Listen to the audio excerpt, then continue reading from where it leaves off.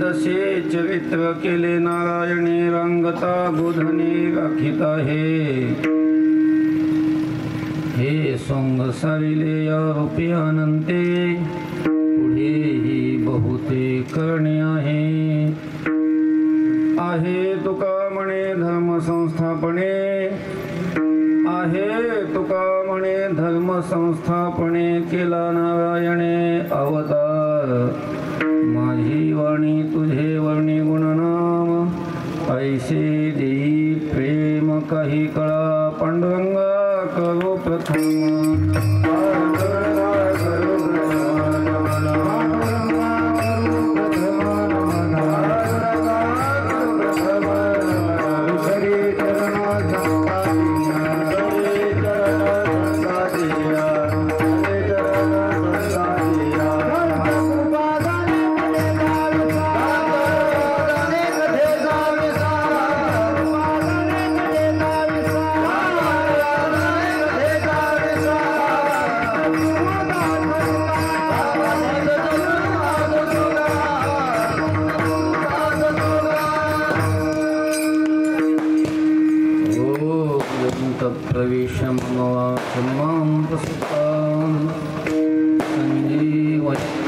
शक्तिधरस्कधाम्ना अन्यांश्च हस्तचरण श्रवणत्वगादि प्राणान् नमो भगवते पुरुषाय तुभ्यं समचरण सरोजं सान्द्रनीलंबदाहं जगन्निहितपाणिमण्डनं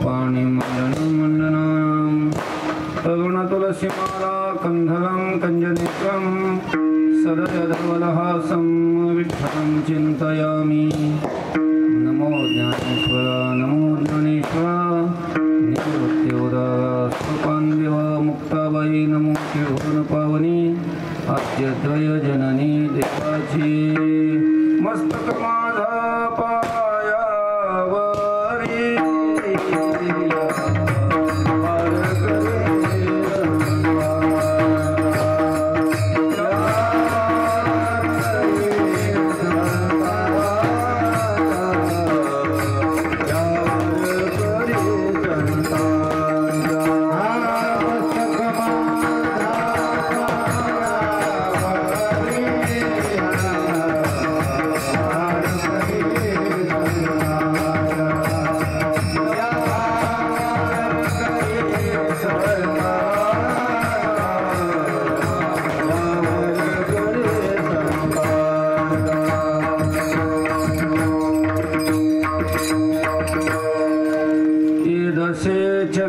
केले नारायणे दशे चरित्र केले नारायणे रंगता गोधने राखित आहे माझी वाणी तुझे वर्णी गुणनाम ऐसे देई प्रेम काही कळा संत शिरोमणी वैराग्याचे महामेरू श्रीमंत श्री जगद्गुरु तुकोबाराय या अभंगातून भगवंतानी गोकुळामध्ये जे चरित्र केलं त्या चरित्राची मीमांसा करतात विठ्ठल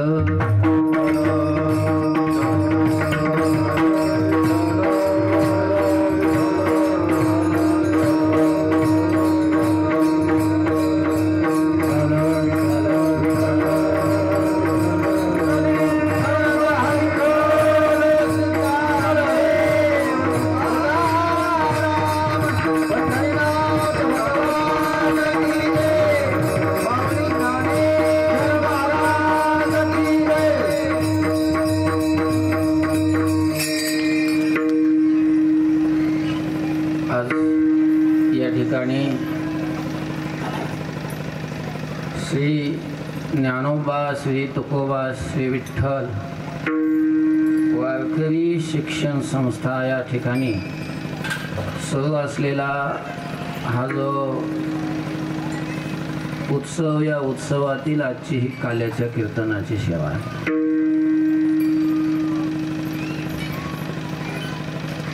वातावरण उत्साह पाहून आनंद वाटला। या ठिकाणी अशा प्रकारचं हे धार्मिक आध्यात्मिक अशा प्रकारचं कार्य घडतंय विद्यार्थी घडतात. पांडुरंगाच्या ठिकाणी ज्ञानोबा तुकोबा यांच्या चरणी आपण प्रार्थना करूयात की हे आध्यात्मिक अशा प्रकारचं संप्रदायाचं कार्य देवाच्या कृपेनं काय व्हावं, वृद्धिंगत व्हावं अशी देवाच्या चरणी प्रार्थना करून आपण अभंगाच्या चिंतनाकडे वळूयात. उपस्थित असणारी सर्व सज्जन वृंद, सर्व महाराज मंडळी, सर्व संत मंडळी, उपस्थित असणारे पूजनीय सातोनकर महाराज आणि उपस्थित सर्व महाराज मंडळी, सर्व भाविक मंडळी, सर्वांच्या चरणी नतमस्तक होतो आणि अभंगाच्या चिंतनाकडे वळतो. अभंग तुकोबा यांचा आहे आणि या अभंगातून भगवंताने गोकुळामध्ये जे चरित्र केलं त्या चरित्राविषयीचा विचार स्पष्ट करणारा हा अभंग आहे. काल्याचं कीर्तन आहे आणि काल्याच्या कीर्तनामध्ये गोकुळामध्ये भगवंताने जे चरित्र केलं ते सांगावं लागत असत. चरित्र ते उच्चारावे केले देवे गोकुळी. आणि मग गोकुळामध्ये भगवंताने जो कृष्ण रूपाने अवतार धारण केला. देवाचे अनेक अवतार झाले,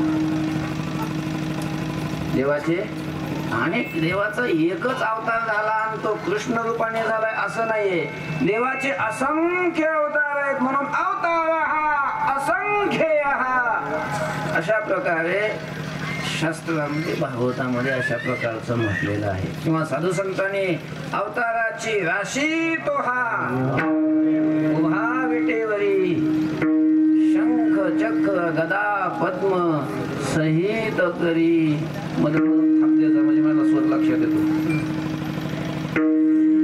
तर देवाला अवताराची रास म्हटलेलं आहे. इतके देवाने अवतार घेतले की त्या अवताराची गणती आपल्याला करता येत नाही, शास्त्रांनाही करता येत नाही, वेदालाही अशा प्रकारची करता येत नाही. कोणत्या भक्ता करता देव कोणत्या ठिकाणी कोणत्या रूपाने अवतीर्ण होतो, अवतार घेतो हे कोणी सांगू शकत नाही. म्हणून जरी पुराणामध्ये संत वाङ्मयामध्ये काही 10 अवतार 24 अवतार असे अवतार प्रसिद्ध असले तेवढेच अवतार आहेत असं नाही. देवाचे असंख्य अवतार आहेत आणि सगळे अवतार माणसाचेच घेतले असंही काही नाही.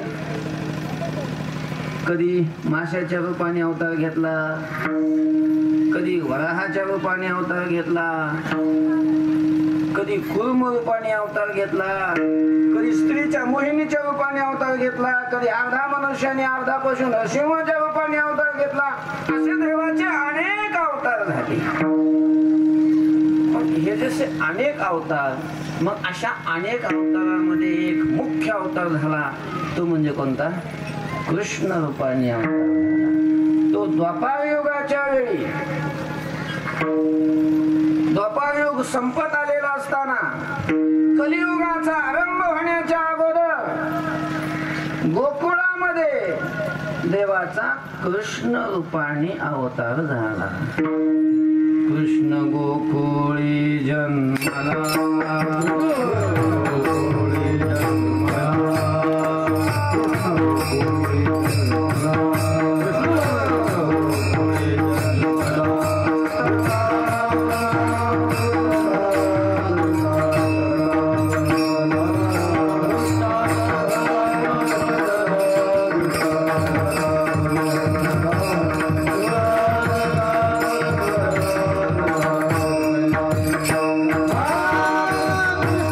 Krishna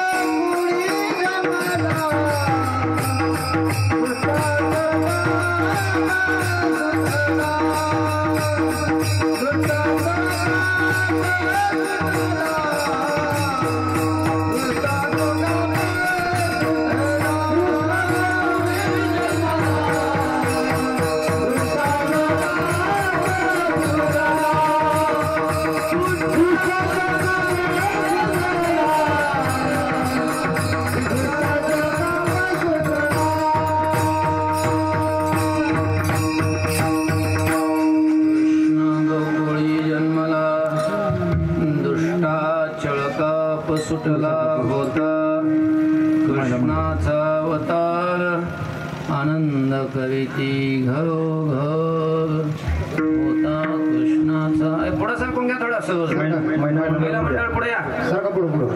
या पुढे या. पुढे या. सगळ्या बाबतीत पुढे कीर्तन घ्यायला मागे राहता. या पुढं सरका. सरका पुढे सरका.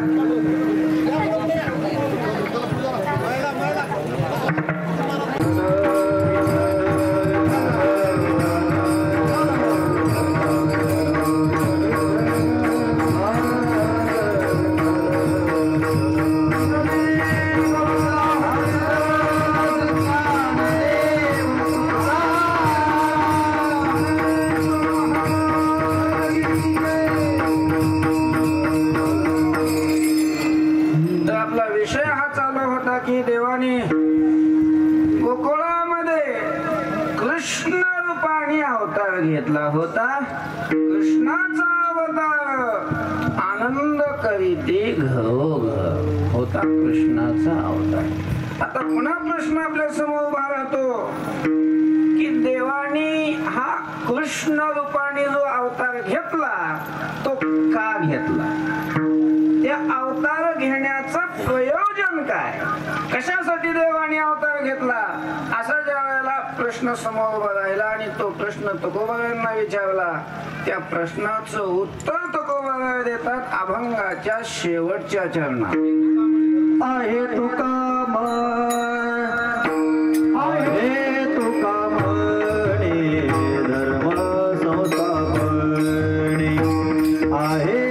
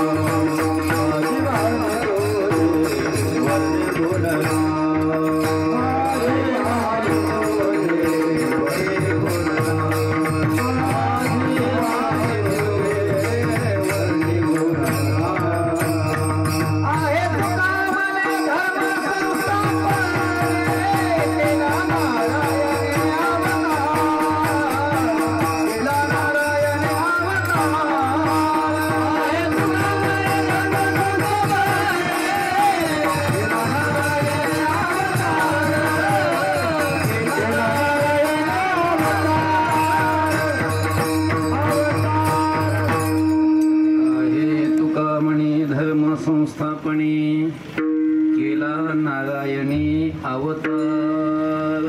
तुकोबाराय म्हणतात की धर्माची स्थापना करायची होती आणि म्हणून नारायणाने अवतार घेतला. आहे तुका म्हणे धर्म संस्थापने. धर्म संस्थापने आहे या लागी नारायणे अवतार केला. अर्थात नारायणाने अवतार अशा प्रकारचा घेतला धर्माची स्थापना करण्यासाठी. देव जो अवतार घेतो तो धर्माच्या स्थापनेसाठीच घेतो. धर्म रक्षावया धर्म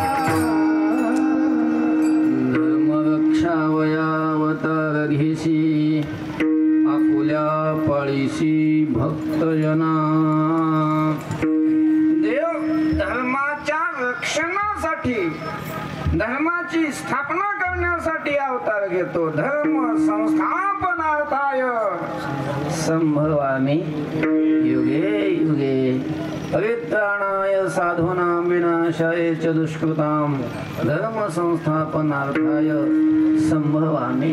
अनेक प्रमाणे आपलं काही जन्माचं कीर्तन नाही, काल्याचं कीर्तन आहे, आपल्याला लीला सांगायच्यात, त्यामुळे जास्त आता ह्याच्यात पिंजित बसत नाही.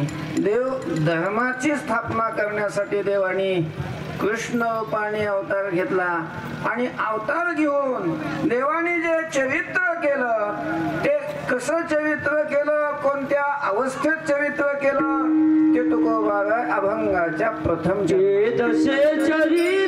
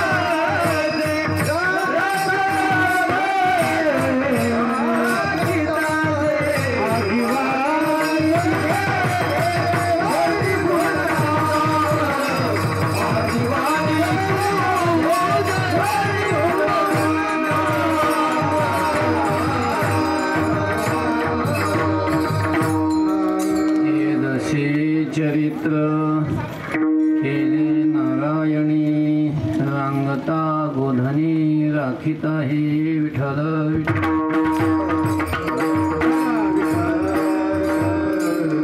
बाबा पुढे या ना, पुढे या, पुढे या, पुढे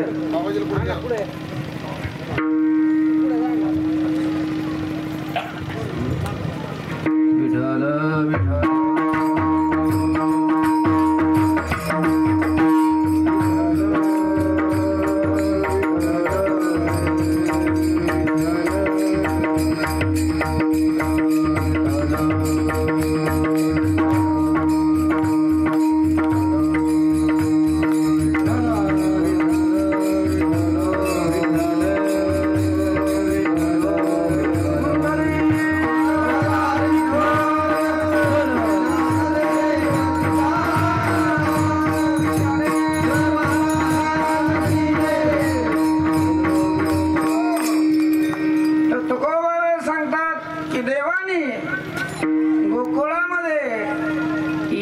दशेमध्ये चरित्र केलं.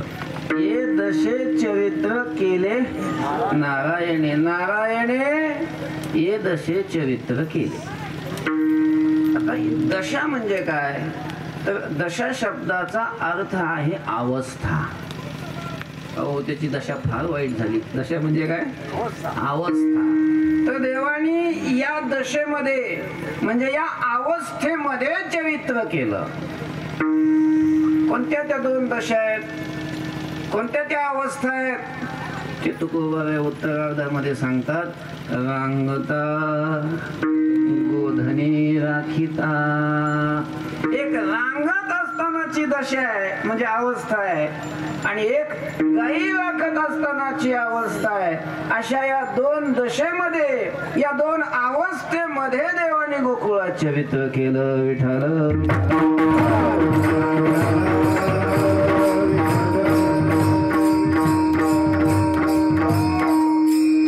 पण हे सांगत असताना हे चरित्र केलं हे सांगत असताना तुकोबाराय कृष्णाने चरित्र केलं असं म्हणत नाही. कोणी चरित्र केलं? हे नारायणाने चरित्र केलं अशा प्रकारचं संबोधतात. की अर्थात हा चरित्र करणारा कोण आहे? नारायण आहे. आम्हाला तर असं वाटलं की काल्याचं कीर्तन आहे आणि तुम्ही आम्हाला आता कृष्णाचं चरित्र सांगणार. तुम्ही तर नारायणाचं सांगायला लागले. मग जर काल्याच्या कीर्तनामध्ये कृष्णाचं चरित्र सांगायचं असतं तर तुम्ही नारायणाच्या चरित्राचा अभंग कशाला घेतला? अशी कदाचित कुणाला काय येईल? शंका येईल.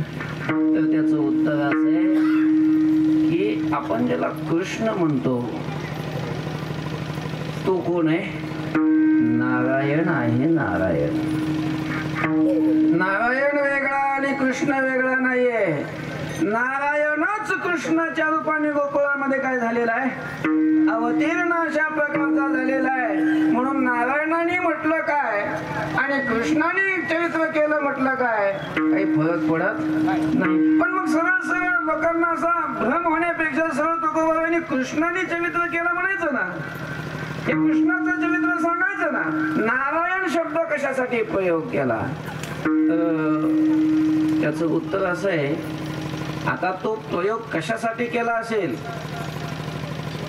तो तर तुकोबारायांनाच माहित. पण आपण फक्त काय करायचं? प्रयत्न करायचा तो जाणून घेण्याचा तो भाव काय असावा. नारायण शब्दाचा प्रयोग करण्याच्या पाठीमाग काय उद्देश असावा? तर तो उद्देश असा असावा की काही लोक बुद्धिवादी, स्वतःला अति हुशार समजणारे, ते कृष्णाला देव मानत नाही. काय मानत नाहीत? देव मानत नाहीत. असं म्हणतात की पूर्वी एक कृष्ण नावाचा हुशार व्यक्ती होऊन गेला. काय? कृष्ण नावाचा एक हुशार अशा प्रकारचा एक व्यक्ती होऊन गेला. म्हणजे कृष्णाला काय म्हणतात? व्यक्ती म्हणतात. व्यक्ती, सामान्य मनुष्य, तुमच्या आमच्यासारखं मानव अशा प्रकारचं मानतात. आणि मग असं कृष्णाला मनुष्य मानणाऱ्याच्या कानाखाली मारली नारायण शब्दाचा प्रयोग करून. कारण का? कारण त्याला हे सूचित, तुकोबारा हे सूचित करतात की हा चरित्र करणारा, हे जे चरित्र आहे हे सामान्य व्यक्तीचं चरित्र नाही. हे चरित्र कोणाचं आहे? नारायणाचं चरित्र आहे. नारायणाचं. कृष्ण नुसता व्यक्ती नाही, तो नारायण आहे. आणि नारायण शब्दाचा अर्थ आहे ईश्वर. विठ्ठल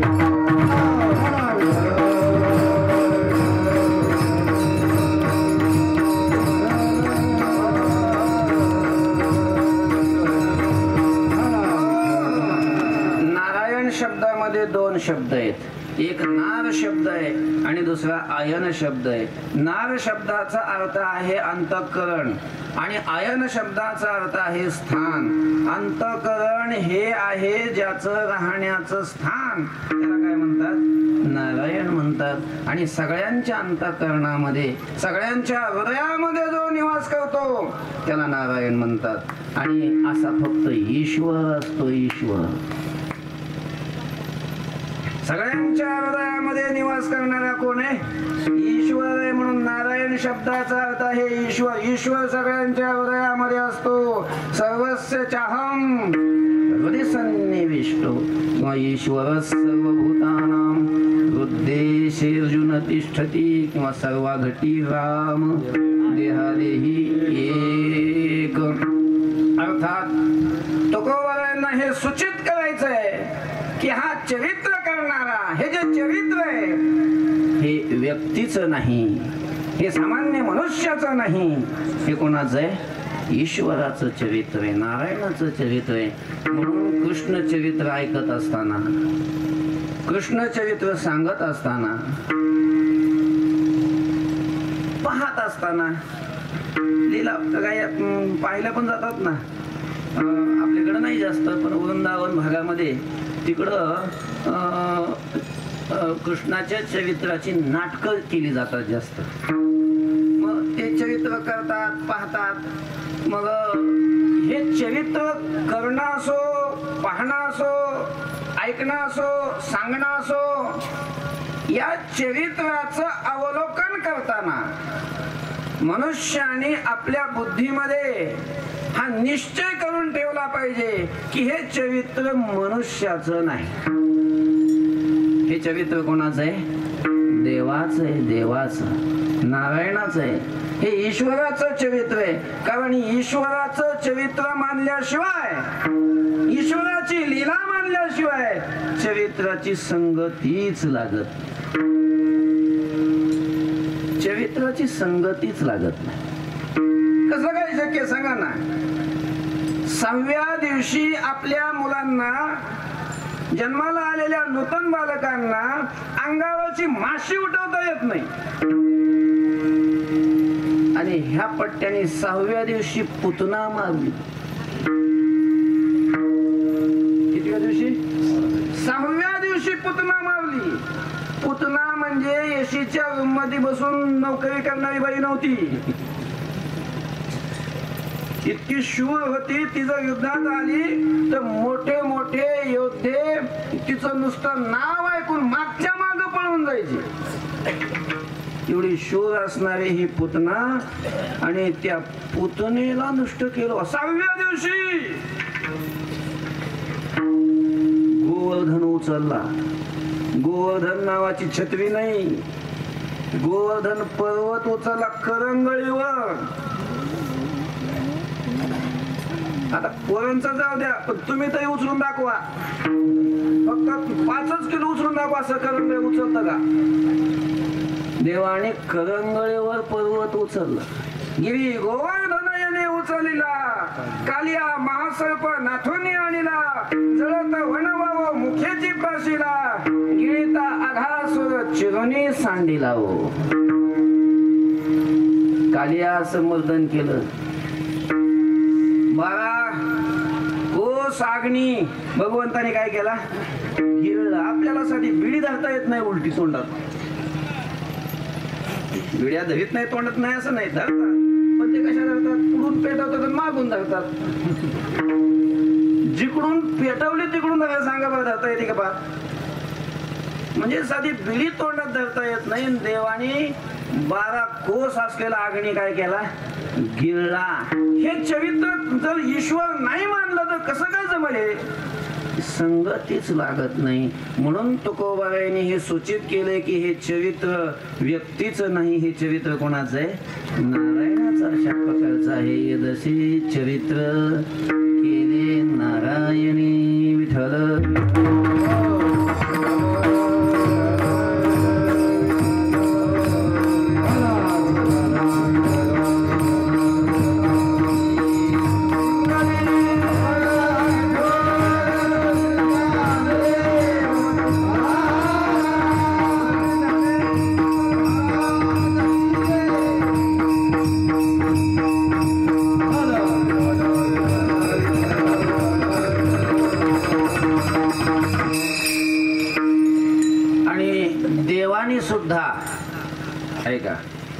देवाने सुद्धा चरित्र करत असताना अनेकांना अनेक वेळेला ही प्रचिती दिली की मी सामान्य लेकरू नाही, मी सामान्य मूल नाही, सामान्य व्यक्ती नाही, मी कोण आहे? नारायण आहे, देव आहे, ईश्वर आहे. याची अनुभूती अनेकांना आली, अनेकांना. काय झालं? एकदा नंद बाबा भल्या पहाटे उठायचेच, दररोजच उठायचे. पहाटे उठून स्नान संध्या करून पूजा आटोपून सगळं नित्यनेम वगैरे झाला की गावातलं जे मंदिर आहे त्या मंदिरात जायचे. मंदिरात गेले, दर्शन वगैरे घेतलं आणि देवाचं दर्शन घेऊन परत येणार तर त्या मंदिराच्या सभा मंडपामध्ये समोर कोणीतरी एक बैरागी साधू बसलेले होते. साधना चालू होती त्यांची, ध्यानस्थ होते. त्यांना वाटलं की आता आपलं सगळं आटोपलंय, साधू आहेत कुणीतरी, विरक्त दिसतात, त्यांना आपण भोजनासाठी घरी घेऊन जाऊ म्हणून जवळ गेले, नमस्कार केला, पायाला हात लावल्यानंतर त्यांनी डोळे उघडले, विचारलं, त्यांनी आशीर्वाद दिला. पण मग नंदबाबा भाविक असल्यामुळं, श्रद्धाळू असल्यामुळे त्यांनी प्रार्थना केली की हे साधू, आपण भोजनासाठी आमच्या घरी यावं, अशा प्रकारची विनंती केली. ते साधू बाबांनी सांगितलं, नाही रे बाबा, मी कोणाच्या घरी जेवायला जात नाही, माझा नियम आहे, मी स्वयंपाकी आहे, मी कोरांनाची भिक्षा मागतो आणि कोरांना मागून अर्थात कोरड डाळी वगैरे पीठ वगैरे असं मागतो आणि मी माझ्या हाताने स्वतः अशा प्रकारचा स्वयंपाक करून देवाला अशा प्रकारचा नैवेद्य दाखवतो आणि मग देवाचा प्रसाद म्हणून तो मी स्वीकारत असतो, मी कोणाच्या घरी जात नाही, माझा नियम आहे. नंदबाबांनी असं ऐकल्यानंतर आणखीन त्यांची श्रद्धा वाढली.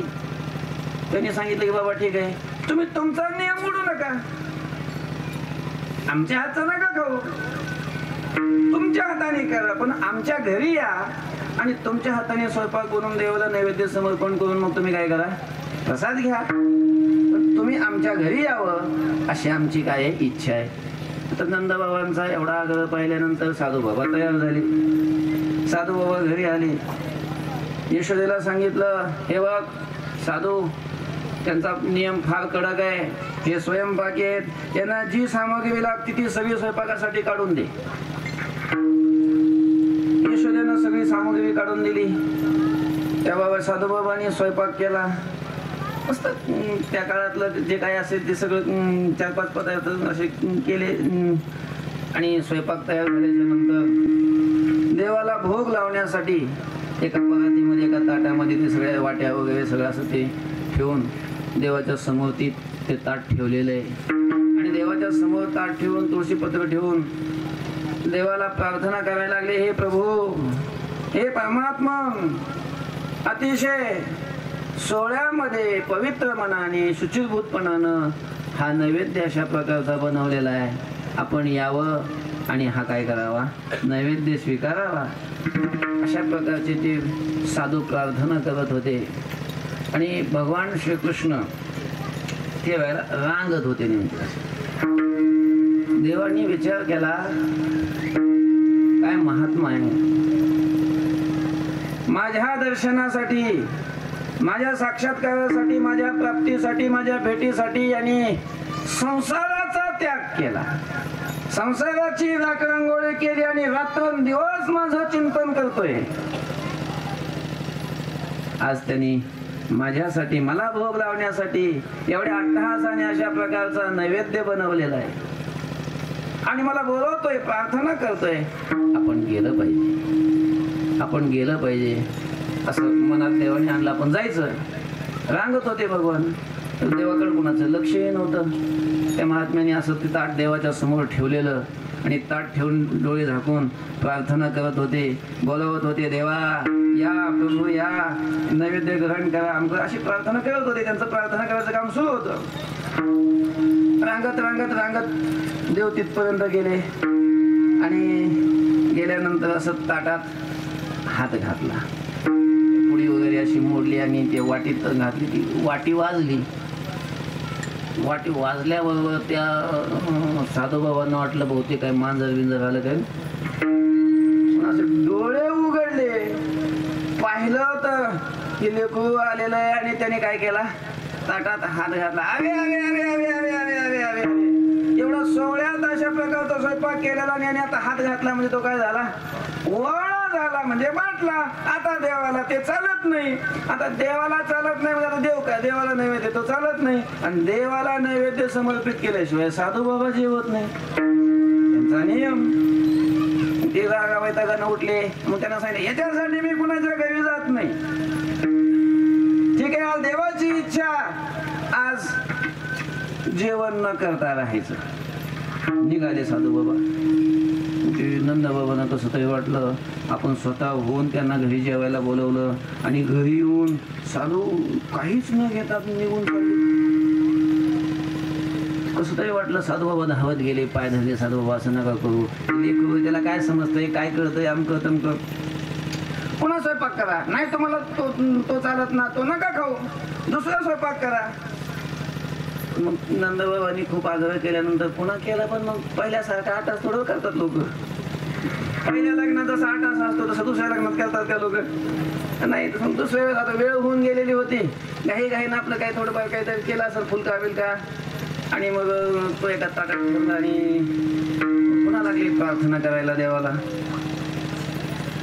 स्वयंपाक झाल्याच्या नंतर देवाला नैवेद्य दाखवण्यासाठी प्रार्थना करायला लागली. पण असं म्हणतात ना की एकदा दूध पडलं की लोक ताक सुद्धा काय करतात, ठोकून पितात. तसं मग पुन्हा कोणी येऊ नये म्हणून त्यांनी डोळे झाकले प्रार्थना करताना, पण पक्के नाही झाकले.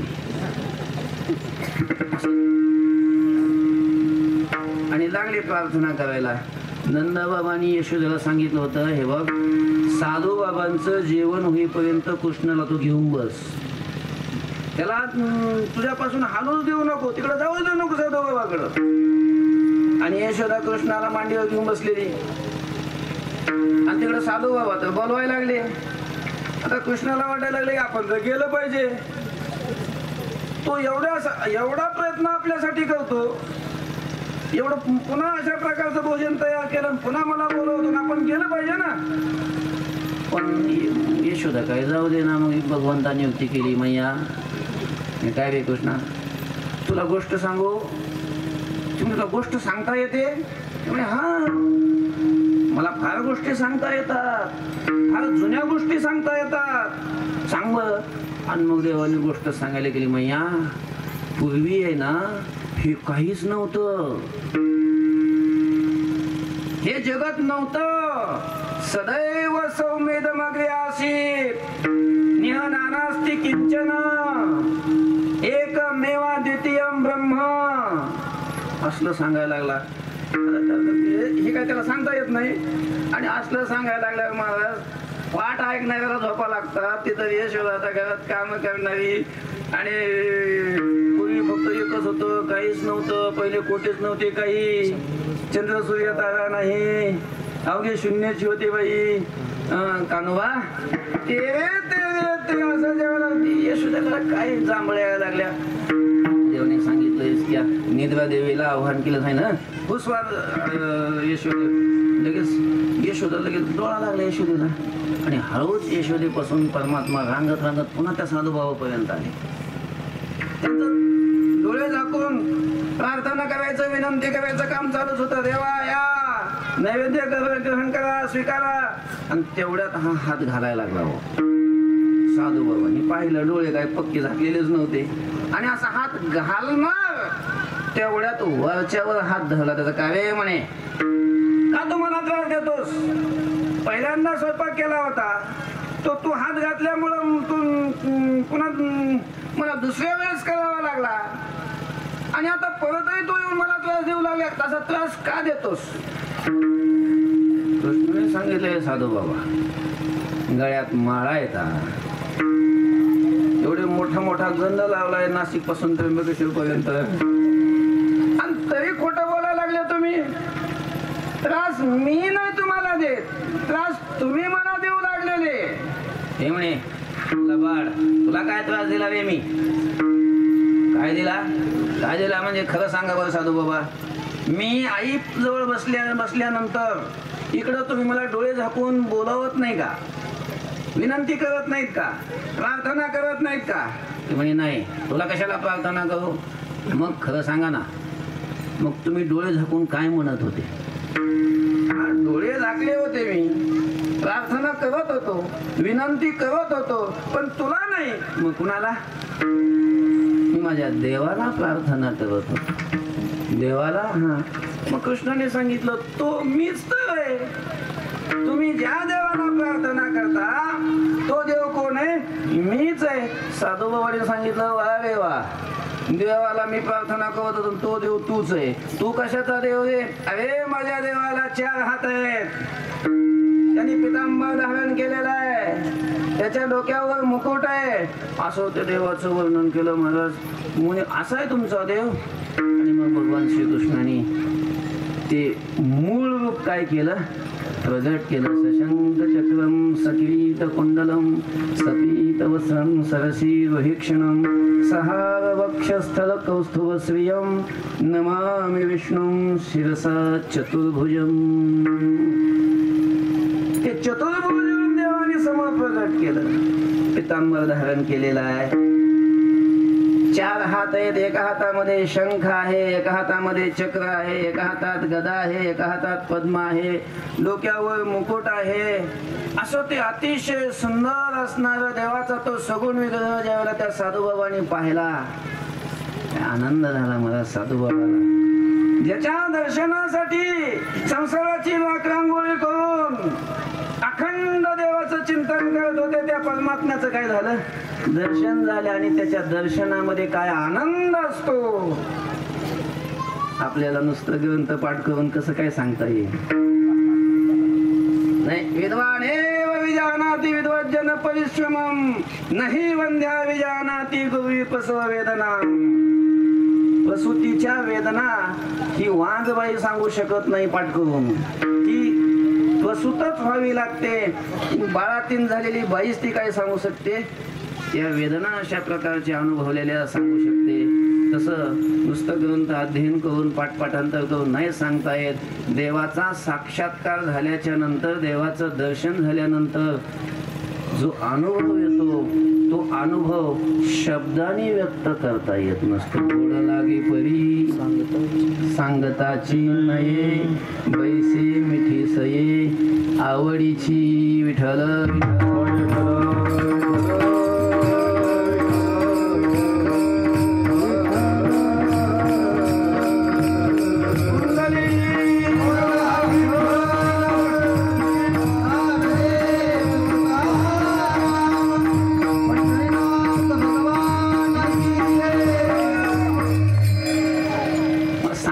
तात्पर्य काय आहे. मग त्या साधूबाबांनी साष्टांग दंडवत घातले, मग स्वतःच्या हाताने देवाला जीव घातलं.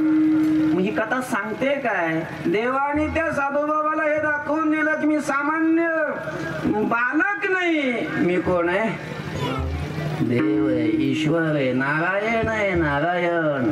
आणि या नारायणाची स्मृती सगळ्यांच्या बुद्धीत राहावी म्हणून तुकोबारायाने अभंगामध्ये नारायण शब्दाचा प्रयोग केलेला. हे जसे चरित्र केले नारायणे विठ्ठल विठ्ठल.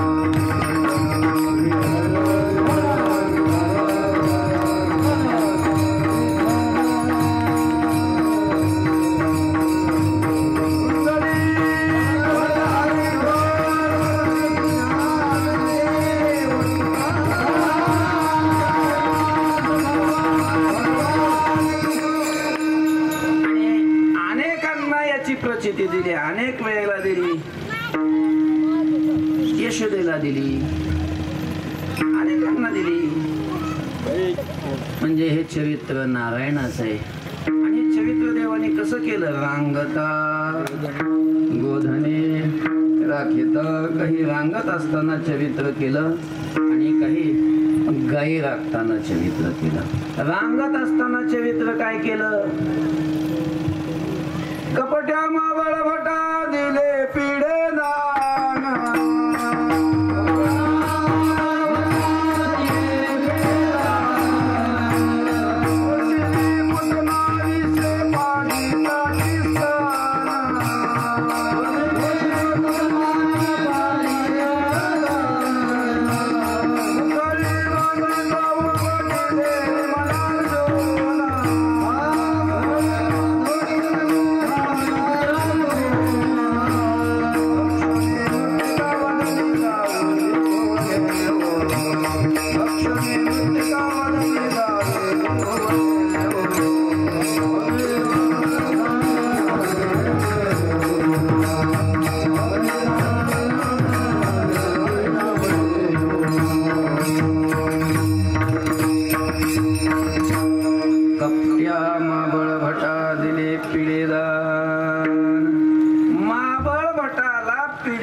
दान दिलं.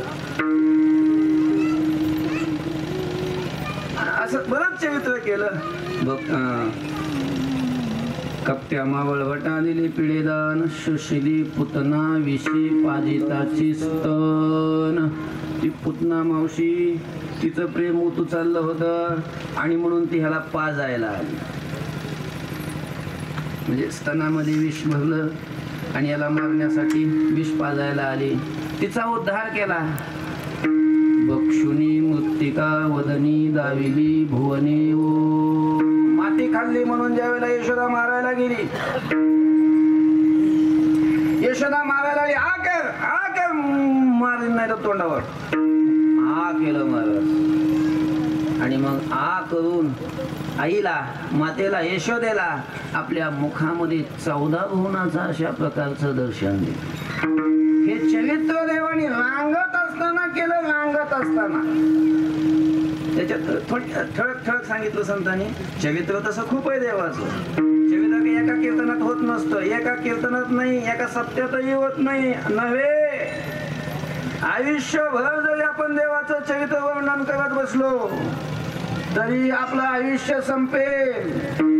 आणि एक आयुष्य नाही, असे करोडो जरी जन्म घेतले आणि करोडो जन्मात जरी आपण देवाचं चरित्र वर्णन करून संपवायचं ठरवलं तरीही चरित्र संपत नाही. कारण चरित्र अनंत आहे. हरी अनंत, हरी कथा अनंत.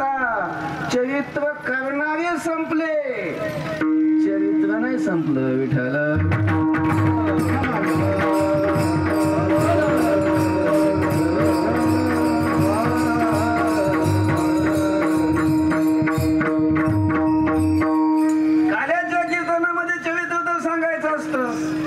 चरित्र तर खूप आहे. मग कसं काय सांगायचं? थोडं सांगायचं. कारण चरित्र तर सांगावंच लागतं. चरित्र सांगितल्याशिवाय तर काल्याचा अधिकारच प्राप्त होत नाही. हाची अनुवाद सदा सर्व काळ करुणी गोपाळ काला शेवू. कारण गोपाळ काल्याचा अधिकार चरित्राचा अनुवाद केल्यानंतरच प्राप्त होत असतो. म्हणून चरित्र तर सांगावं लागतं. पण मग सगळं तर होत नाही. जेवढं होईल तेवढं. आपल्या तेवढ्या वेळेत एखादी लीला जरी झाली तरी पुष्कळ आहे. निळोबाईने सांगत असताना पहिलं सांगितलं कपट्या माबळवटा दिले. काय हे चरित्र भागवतात नाही. काही सगळं चरित्र भागवतात आहेच असं नाही. वेगवेगळ्या पुराणामध्ये वेगवेगळं चरित्र येतं. आपल्या साधू संतांनी काही चरित्र असं सांगून ठेवलेलं आहे की ते पुराणात सापडत नाही. मग हे खोटं आहे का? खोटं नाही. साधू संतांनी समाधीमध्ये ध्यान करत असताना त्यांना जे दिसलं ते लिहिलं. ज्या साधूंना, ज्या ऋषींना, ज्या मुनींना जे दिसलं ते काय करतात? लिहून ठेवतात. साधू संतांनी लिहून ठेवलं. कपट्या माबळ भटा दिले पिढे दान. माबळ भटाला पिढेचं दान दिलं. आता दान दिलं का बरं दिलं? आता तो भट म्हणजे ब्राह्मण. मग ब्राह्मणाला आपल्याकडे काय देतात? दान देतातच ना. कोण गोदान देतं, कोणी भूमिदान देतं, कोणी वस्त्रदान देतं, कोणी अन्नदान देतं, कोणी सुवर्णदान. दानाचे वेगवेगळे प्रकार आहेत. तसं देवाने मावळ भटाला जे दिलं ते काय दिलं? पिढादान दिलं. पिढादान म्हणजे पिढा काय भानगड आहे? हे पिढादान कसलं असतं तुम्हाला हे सगळं सांगावं लागणार. हा मावळ भट कोण आहे? काय याला दान दिलं? हे सगळ्या गोष्टी मग आता स्पष्ट कराव्या लागतील. काय आहे? थोडक्यात नुसतं असं टच करतो पाठीमागे जरा. ज्या वेळेला वसुदेवाचा आणि देवकीचा विवाह झाला, वसुदेवाचा आणि देवकीचा विवाह झाल्यानंतर ती वरात जेवायला निघाली. आकाशवाणी झाली आणि आकाशवाणी सांगितलं, कंसा मूर्खा, ज्या देवकीचा तू विवाह ताटामाटात अशा प्रकारचा करतोस तिचा 8वा पुत्र तुझा वध करणार आहे. तुझा काल आहे काल. आणि अशी आकाशवाणी झाल्यानंतर मला लगेच तलवार उचलली त्यानं मारायला. वसुदेवाने धरलं, आमचं हात धरला वगैरे आणि मग त्यांना कारागृहात टाकलं. ही सगळी कथा माहिती आहे आपल्याला. आणि कारागृहात टाकल्यानंतर देवकीच्या उदरातून जन्माला आलेले 6 बालक, 6 मुलं कंसाने कारागृहातच काय केले? नष्ट केले. 7वा गर्भ तर गायबच झाला. शेष भगवान बलराम तिथून अगोदर देवकीच्या उदरात होते, तिथून मग पुन्हा योगमायेनं रोहिणीच्या उदरात नेऊन घातलं वगैरे वगैरे. आणि मग 8व्या वेळेला जेव्हा भगवान आले, आता ते जन्माचं चरित्र सगळ्यांना माहितीच आहे. मग 8व्याचा जन्म झाला, पण तो काय त्याच्या हाती लागलाच नाही. तो तिथून निघून गेला आणि तिथं त्याच्या जागेवर कन्या आली आणि याच्या हाताला लागली. ती कोण?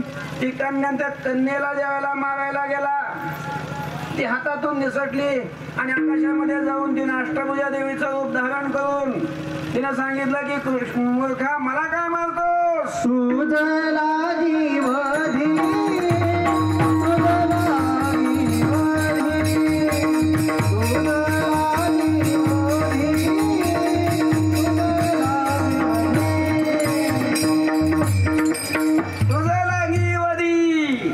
उपजला मज आधी, माझ्या अगोदर तुला मारणारा जन्माला आलेला आहे, पण कुठं आला कोण आहे काय सांगितलंच नाही ना. आलाय जन्माला पण कुठं आहे कोण आहे सांगितलंच नाही. मग कंसाची चिंता वाढली. आलाय जन्माला आणि मग त्यांनी अशी आज्ञाच दिली सगळ्या सैनिकांना, महिन्याभराच्या कालावधीमध्ये पंचक्रोशीमध्ये जेवढे बालक जन्माला आले असतील तेवढे सगळे काय करायचे? नष्ट करायचे, मारायचे. पण मग तिथं मग काही लोकांनी वेळेला विरोध केला, मग तसे मारता आले ना, म्हणून पुतना पाठवली. मग पुतना ज्या वेळेला गोकुळात गेली, गोकुळात गेल्यानंतर तिनं बाकीचे बरेच बालक मारले, पण नंदबाबाच्या वाड्यात गेल्यानंतर त्या बालकाला काय ती मारू शकली नाही, तीच परत आली नाही. बातमी आली कंसापर्यंत की पुतना गेली, पण कशानं गेली?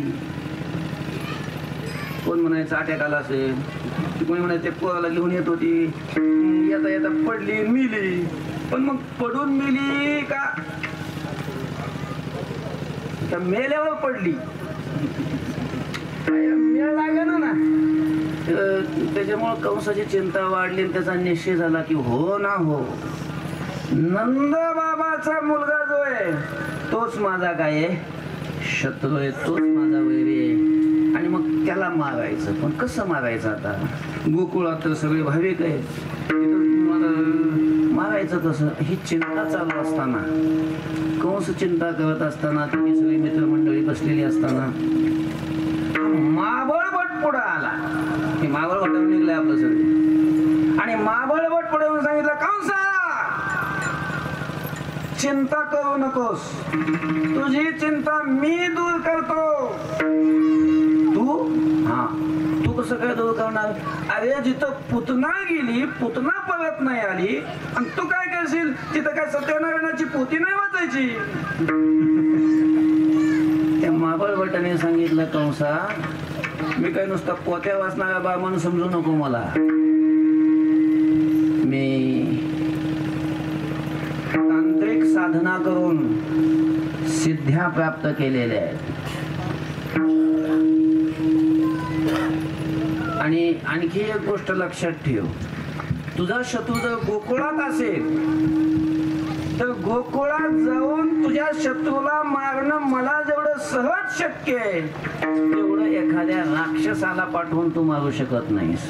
कारण गोकुळातले सगळे भाविक आहेत, भक्त आहेत, ब्राह्मण भक्त आहेत, आणि तिथं राक्षसाचा प्रवेश होणारच नाही.